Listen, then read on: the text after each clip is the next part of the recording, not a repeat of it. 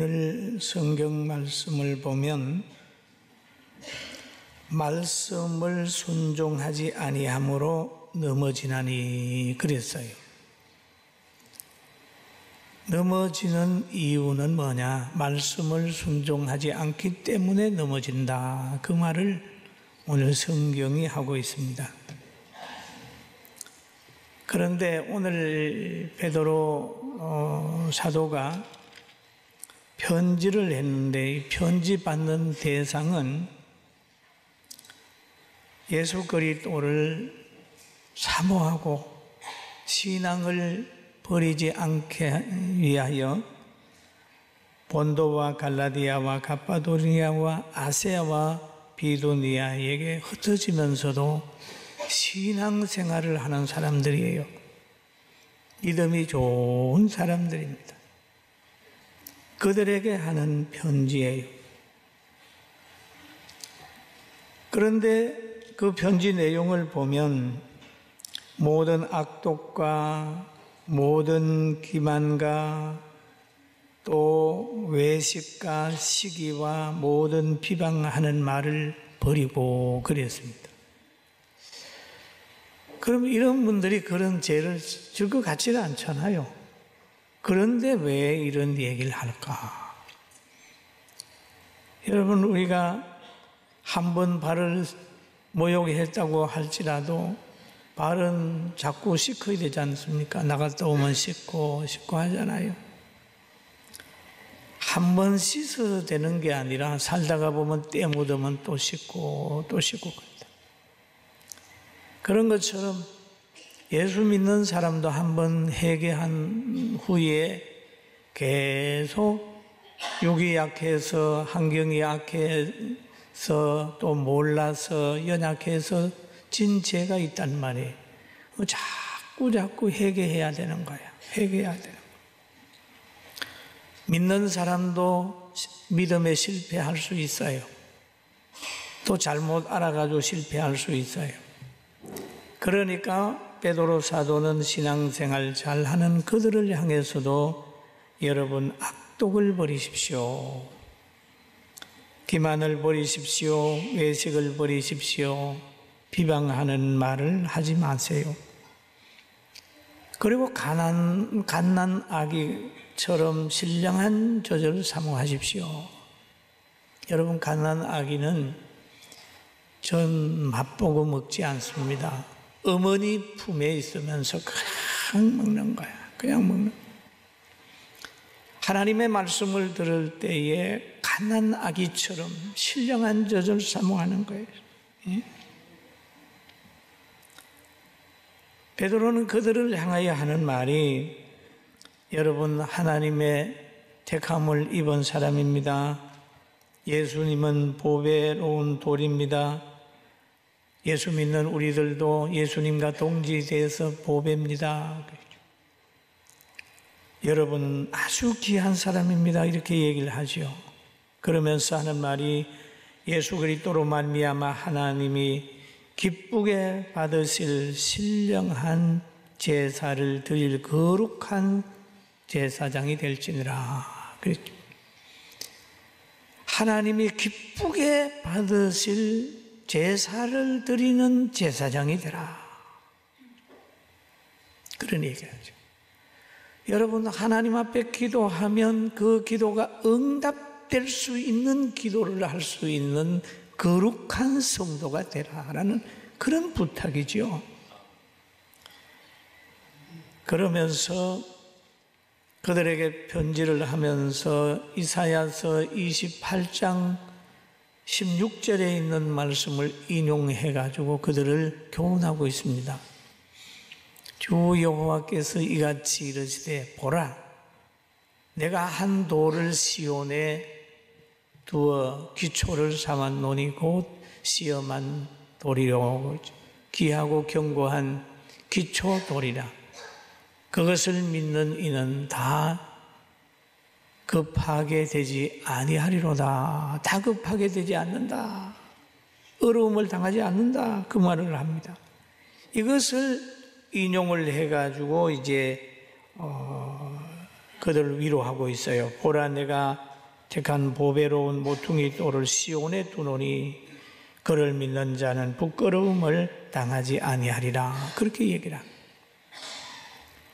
그러면 너희들이 지금 신앙생활하고 있는 그것으로 인하여 부끄러움을 당하지 않는다라고 하는 얘기를 한 거죠.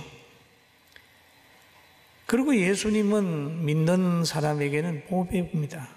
예수님은 믿는 자에게 능력이고 생명이고 길이고 진리고 행복이고 축복 자체예요. 할렐루야. 예수님 그렇게 중요한 분이에요. 믿는 자에게는 주춧돌이고 반석이고 보배고 그럽니다. 그러나 믿지 않는 사람에게는 부딪히는 돌이 되고 거치는 반석이 되는 거예요. 예수님은 그런 거예요. 그리고 하나님의 말씀을 순종하지 않으면 넘어진다라는 얘기를 하죠. 하나님의 말씀을 순종하는 사람은 안 넘어진다, 그 말이에요. 그래서 베드로 전서 2장 9절에 보면 그 베드로 사도가 편지 받는 사람들을 이렇게 평가하고 있습니다. 너희는 그러잖아요. 우리 한번 같이 볼까요? 너희는 택하신 족속이요 왕같은 제사장들이요 거룩한 나라요 그의 소유되는 백성이니 이는 너희를 어두운 데서 불러내어 그의 귀한 빛에 들어가게 하신 이에 아름다운 덕을 선포하게 하려 하심이라. 아멘. 그러면 그 평가를 하는 걸 보면 너희는 택하신 족속이요 왕같은 제사장이요 거룩한 나라요 그의 소유되는 백성이요 이는 어두운 데서 불러내어 그 귀한 빛에 들어가게 하신 이의 아름다운 덕을 그러잖아요. 그럼 불러서 뭐 하겠냐? 사명을 주셨어요. 덕을 선포하게 하려 함이라. 할렐루야. 여러분, 우리가 이제 구원받았으면 구원받은 거 가지고 선포해야 돼요. 예수님을 전해야 되는 거예요. 전해야 돼요. 그리고 성경에 보면 신약에 그 바울 사도라 같은 분들은 예수님 만난 후에 그 하나님 말씀대로 살려고 몸부림쳤어요. 사람을 구원하시고 천국의 문을 열어주시고 심령천국을 만들어주신 예수님을 전하기 위하여 이곳저곳 다녔을 때에 바울 사도의 손으로 기적도 나타났지만은 심지어 바울 사도의 몸에 손수건이나 앞치마까지라도 병을 고치는데 서임받았던 내용이 사도행전 19장에 나타나 있습니다. 사랑하는 성도 여러분, 바울을 쓰시는 하나님, 시대 속에 우리를 쓰게 되는 줄로 믿습니다. 우리를 쓰게 돼요. 그리고 그 당시에 같은 시대에 유대의 한 제사장 서게와의 7 아들이 있었습니다. 그런데 바울이 하는 걸 보니까 참 대단하거든요. 예수님의 이름으로 뭐 어떻게 하라 그러면 막 이루어지는 거예요. 그래서 그도 한번 해본 겁니다. 해가지고 예수님의 이름으로 뭐 이렇게 했는데 그만 악기가 막 달려들었어요. 사도행전 19장 15절 같이 한번 볼까요? 악기가 대답하여 이르되 내가 예수도 알고 바울도 알거니와 너희는 누구냐 하며 악기 들린 사람이 그들에게 뛰어올라 눌려 이기니 그들이 상하여 벗은 몸으로 그 집에서 도망하는지라. 바울 사도가 부르는 예수님과 이 서게와의 7 아들이 부르는 예수님 단어는 같아요.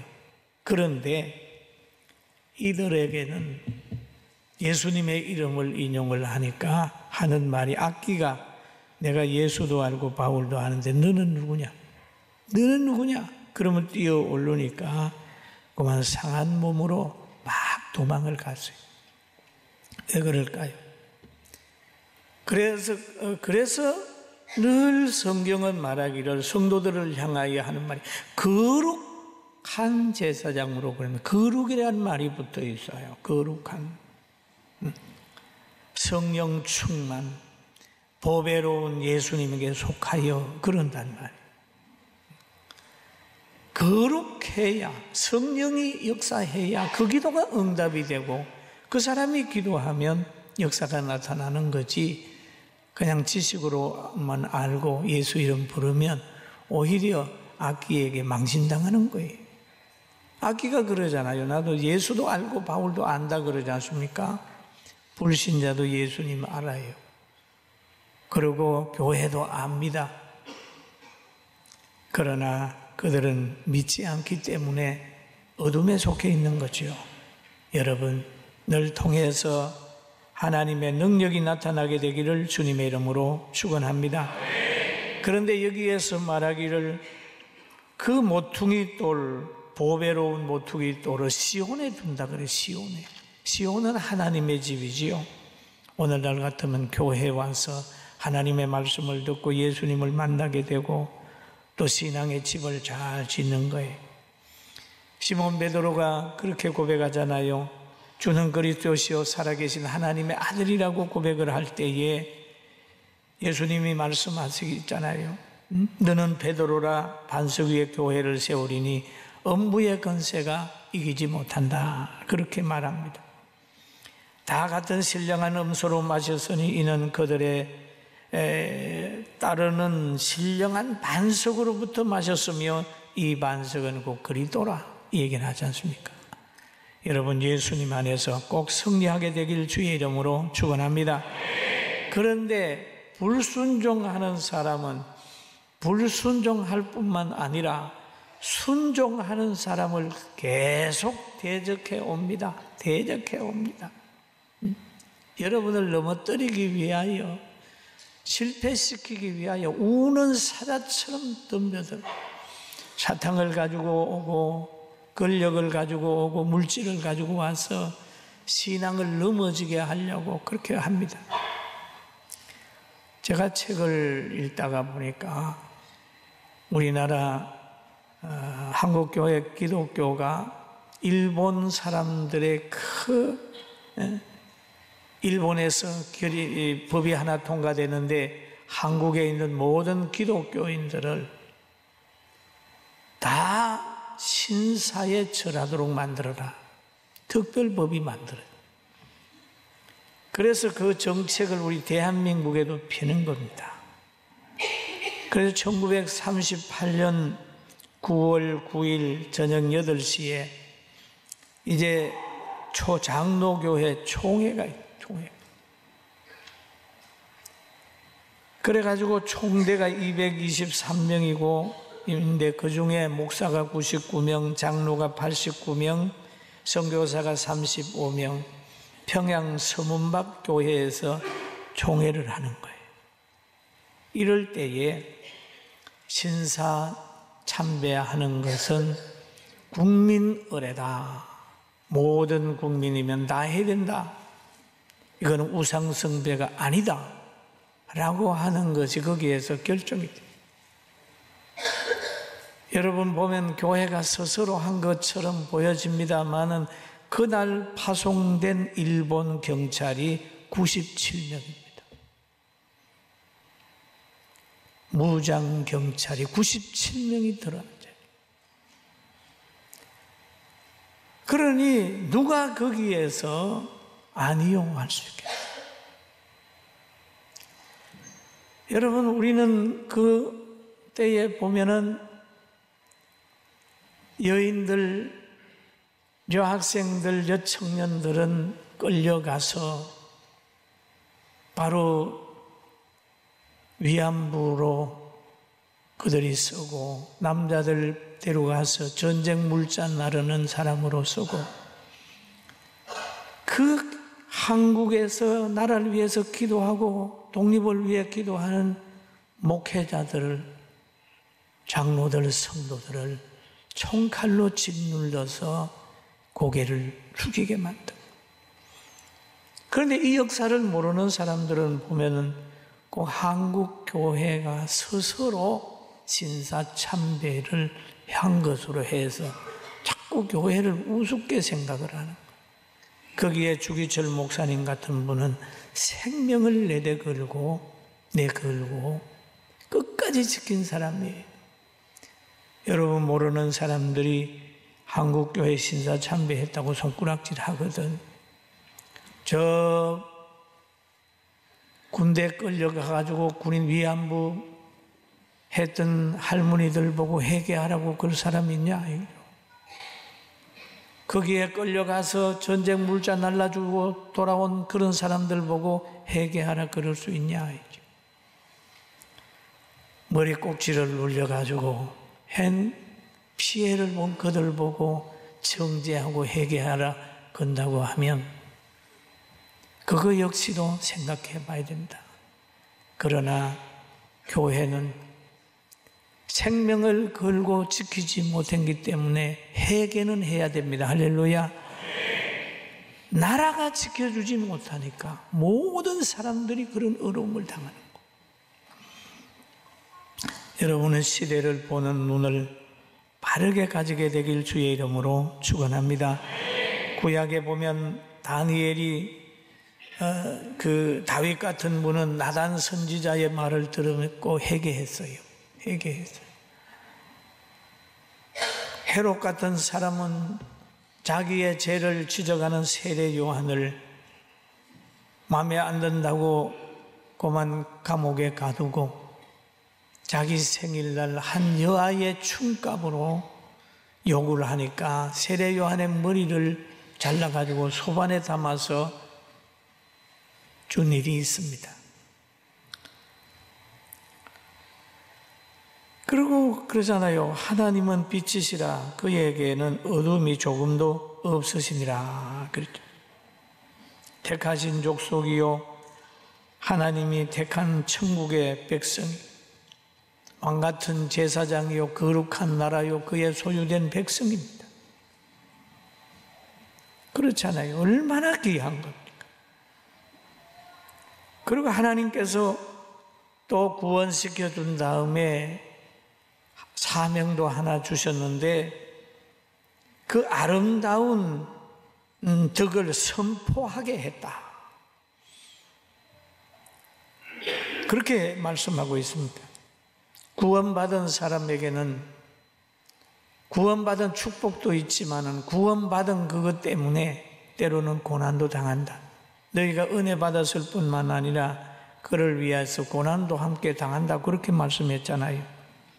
은혜와 고난이 동시에 우리에게 찾아올 때는 고난을 견뎌서 은혜를 계속해서 유지하기를 그런 복을 받게 되길 주의 이름으로 축원합니다. 할렐루야. 그럼 넘어짐을 피해야 되는데 어떻게 피할까요? 어떻게 피할까요?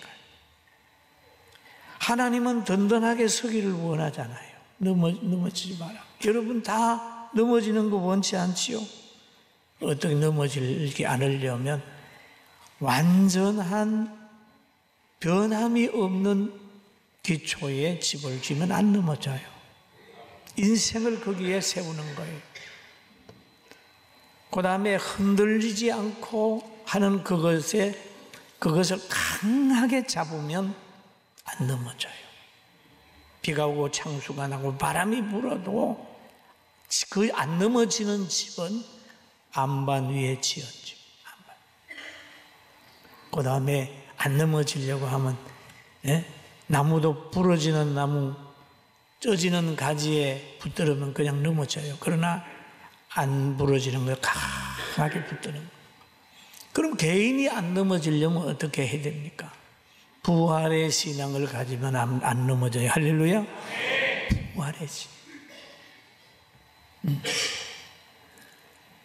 그 다음에 가정에 안 넘어지려고 하면 어떻게 합니까? 부활의 신앙을 가지고 부부간에 사랑해야 됩니다.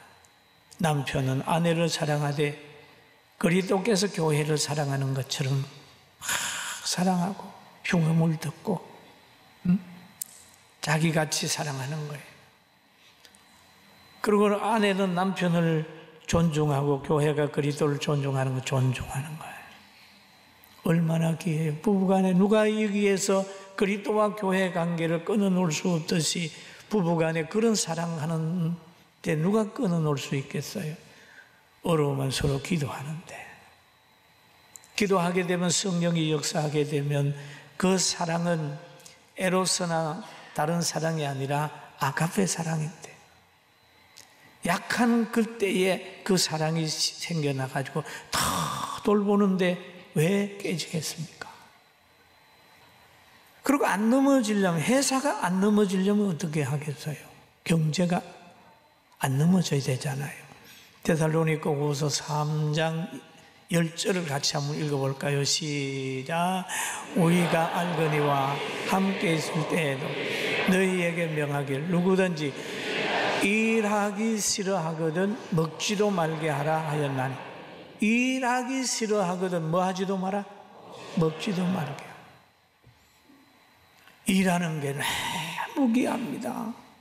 잘 살려고 하면 열심히 일할 수 있는 환경 만들어야 돼요. 열심히 일하는 사람에게 박수를 보내야 돼요. 그리고 놀고 먹는 사람이 없어야 됩니다. 그냥 기계 소리 들으면서 또 농토에서 공장에서 열심히 일하는 사람이 많아지면 그 나라는 잘 돼. 그러나 그냥 앉아서 펜대 돌리는 사람만 많아지고 사람들을 짓누르고 감시하는 사람만 많아져 버리면 그 나라는 점점 가난한 나라가 돼요. 그리고 일 안 하고 자기 권리만 주장하는 사람이 많아지면 그 회사는 나중에 문 닫게 되어 있습니다. 그래서 성경이 말하기를 누구든지 일하기 싫어하거든 먹지도 말게 하라, 이렇게 얘기하잖아요. 순종하면 회사도 쓰고 가정도 쓰고 개인도 쓰고 교회도 쓰고 더 잘 됩니다. 할렐루야. 믿습니까? 그렇게 되는 거예요. 왜 사울 왕이 실패했나요? 그 좋은 나라, 하나님이 축복한 나라 실패한 원인은 사무엘은 이렇게 이야기를 하고 있습니다. 15장 22절에 사무엘상 같이 읽어볼까요? 사무엘이 이르되 여호와께서 범죄와 다른 제사를 그의 목소리를 청종하는 것보다 좋아하시겠느냐? 순종이 제사보다 낫고 듣는 것이 수양의 기름보다 나으니. 예. 사울 왕은 하나님의 말씀을 들어야 되거든요. 듣는 게 낫다는 거죠.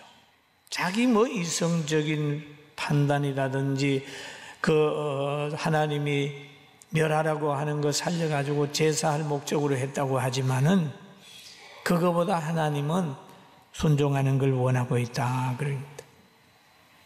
다윗의 성공은 어디에서 왔나요? 순종에서 왔고, 사울의 실패는 어디에서 왔나요? 하나님 말씀 듣지 않는 데서 왔습니다. 사랑하는 성도 여러분, 우리는 넘어지지 않으려면 마음의 각오를 해야 됩니다. 고린도전서 9장 27절에 보면 이런 말씀이 있어요. 내가 내 몸을 쳐 복종하게 하면 내가 남에게 전파한 후에 자신이 도리어 버림을 당할까 두려워함이로다. 그러면 주의 일을 하면서도 늘 자기를 돌아보고 자기를 쳐 복종시키고 남의 죄 지적하기 전에 자기의 허물을 먼저 찾아낼 수 있는 눈이 있다면 넘어지지 않을 것입니다. 그리고 분명한 표대가 있어야 됩니다. 빌립보서 3장 14절에 보면 이러잖아요. 표대를 향하여 그리스도 예수 안에서 하나님의 위에서 부르신 부름의 상을 위하여 달려가노라. 표대를 향하여 분명한 목표가 있습니다. 이전 것은 지나갔으니 보라 새 것이 되었도다. 과거에 실패한 것 계속 곱씹으면서 자책하지 말고 미래를 향하여 일어나게 되길 주의 이름으로 축원합니다. 축원합니다. 안 좋은 건 빨리 회개하고 잊어버려요. 묵은 거 가지고 자꾸 싸움하는 거 그거 하지 말고 계속 믿음 키우는 거예요. 부름의 상을 위하여 달려가노라. 누가 이 얘기를 했나요? 바울 사도가. 그분은 결혼도 안 하고 주의 일을 하면서도 늘 자기의 부족을 깨닫고 나는 내 몸을 쳐서 복종한다고 얘기를 했죠. 하나님을 의지하는 사람은 장정도 넘어지고 그 젊은 사자도 궁핍하여 줄일 수 있지만 여호와를 의지하는 사람은 넘어지지 않는다고 했으니 넘어지지 않고 항상 승리하는 여러분 우리 모두가 됩시다. 할렐루야. 한번 따라합시다. 대한민국 나 때문에 희망이 있다. 믿습니까? 여러분 가정, 여러분 기도함으로 희망이 있고 군포도 경기도도 대한민국도 희망이 있어. 한국교회도 희망이 있다. 이런 믿음 가지고 엘리야처럼 기도하는 복 있는 모두가 되기를 주님의 이름으로 축원합니다.